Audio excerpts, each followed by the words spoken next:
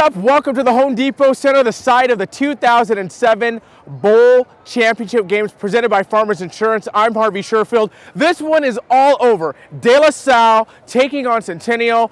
Final score in this one, 37-31. De La Salle, your 2007 Division I State Bowl Championships. Well, let's check in with our Michael Carter. He's standing by with Coach Logan of Centennial. Michael?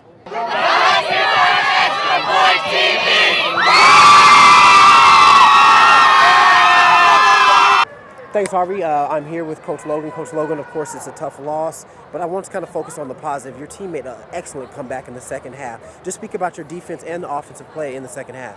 Yeah, we were down 31-7. We dug ourselves a big hole, but we really stepped up, made some plays, and turned it into a great game. I'm just, couldn't be any prouder of the character that we showed out there and the type of team that we are. Do you feel like tonight you made a statement? I think there's sometimes a discrepancy between Orange County football and Inland Empire football. I think tonight, from a personal standpoint, I feel like you guys made a statement that there is great football played in the Inland Empire. Do you feel like you did that tonight? I do. I mean, I'm disappointed that we lost, obviously, but I think we made a statement. I think we played, at least in the second half, played much better and played well enough to show that. Well, Coach, I appreciate your time. Go and console your team, and we look forward to seeing you next year. Thank you. We appreciate it. Thank you very much. So much. Last year when we lost, all the seniors that came to this game didn't get to redeem themselves during the game, and they regretted the way they played, and the whole year we've been practicing on trying to come back to this field. And, that's what we did. We practiced, played hard all the time, and we got it. We watching XPTV. Go Salle! Thanks, Michael. Well, I know you're doing double duty tonight, and you're standing by right now with Coach Ladd of De La Salle. It's our 4 Downs presented by MaxPreps.com. Thanks, Harvey. I'm down here with the winning coach, Coach Ladisor. Great game, Coach. Centennial made a run in the second half, but you guys were able to get that last score and save the victory. How are you feeling right now? Relieved. I mean, every time they lined up and took a snap from center, you just kind of hold your breath because they had such great athletes on their team, and Scott and Bass were incredible. We knew they were going to get a lot of yards. We just we knew we had to make some turnovers, get some turnovers and make plays in the right spots or in some key spots, and we were able to do that, and that was the difference in the game. Your team was so very disciplined on both sides of the ball, offensive, defensive. There wasn't a lot of penalties on your side of the ball. Was that something that you pretty much preached to the team throughout the week, or what was your main focus during the week? Well, we weren't a heavy penalty team this year, so that's just part of it. If you're a disciplined football team, that's part of it. You just you don't commit a lot of penalties. You don't have a lot of things that will kill you here and there. So I was proud of our team. They're good about that all year. Okay, and lastly, Coach, you've won a lot of championships, and you guys have, of course, that long winning streak. Where does this championship rank up among those that you have already accomplished? Well, when the CIF decided to do the playoff system and start it up like they have this last year, California always had like a mythical state champion, but now, they actually do play off a game and crown a state champion, and I think it's all the more meaningful when they do that. So this was a game we were pointing to all year and wanted to get back to and win it. Well, congratulations, Coach. Great win. We appreciate your time. Thank you so much. Well, this guy's quicker than Superman. He's standing next to me now. Michael, we've been having you run around like crazy. Let's break down this game, Centennial and De La Salle. First half, did you really expect, the defense that De La Salle had? It wasn't the greatest we saw, but it was enough to keep the Centennial team on their heels. I think it was less of De La Salle's defense and more of lack of emotion, it seemed like, from Corona Centennial's offense and defense. In the first half, it seems like they were just going through the motions, not realizing that they were in a state championship game. But in the second half, I'm talking about, they came out and were a totally different team. And I really believe if they would have played like that the whole game, we'd be talking about Corona Centennial taking home the state championship. Now, one of the key players and a big factor in De La Salle's strong performance tonight. Number 35, the running back, Travis Carey. How important was he and vital to this offense for De La Salle?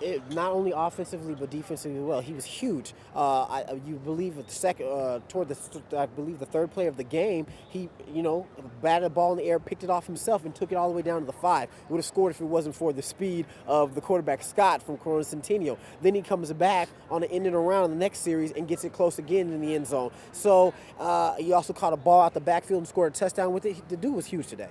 So now let's talk a little bit about the second half and the Centennial team. It seemed like a different team came out. They came out with a lot of life, a lot of energy when they came out of the tunnel here. Yes. Ryan Bass really it seemed like he put this team on his shoulder, trying to lead them to the promised land, and then just break down these last couple minutes of the fourth quarter, because they came back and they made it interesting. Well, it was more than interesting because it was a ball game, and I think that 4th and 2, the De La Salle defense had stopped Ryan Bass in the option. It was the play of the game. I do believe that Ryan Bass, not only Ryan Bass but Scott, they actually came out in the second half and proved why they should have been here. And I think tonight they showed for the Inland Empire that the Inland Empire plays great football, and we just have to really, I think, respect them and show them more love.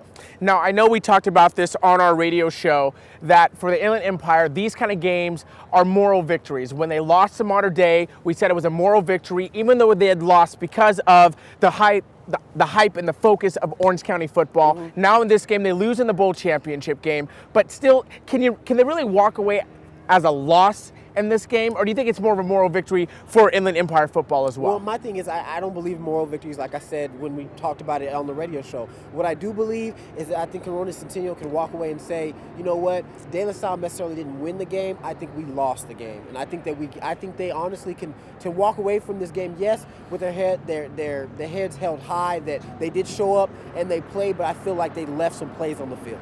Michael, the season's over. De La Salle, Division III State Bowl champions.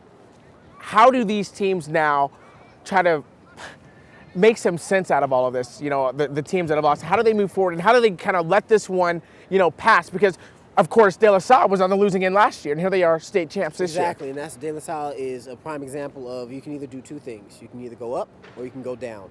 And De La Salle decided, you know what, we lost last year, but we're going to take it and we're going to learn from this experience, and we're going to go into the offseason and we're going to work hard.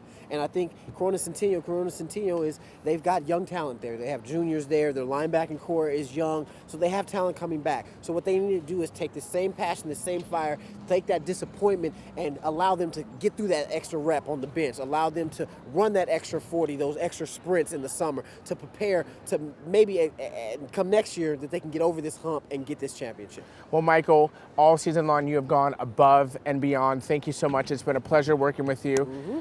I look forward to it next year. Exactly. Thank you so much, Harvey. I appreciate it.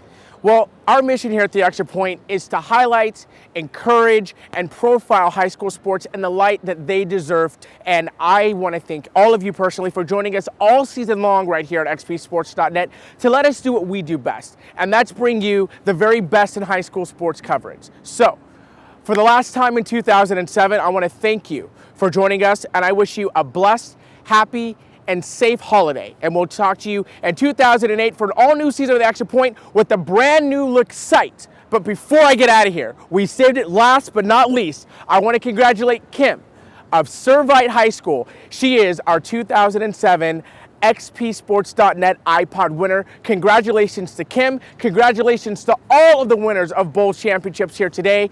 And we will talk to you in 2008 right here on XPSports.net.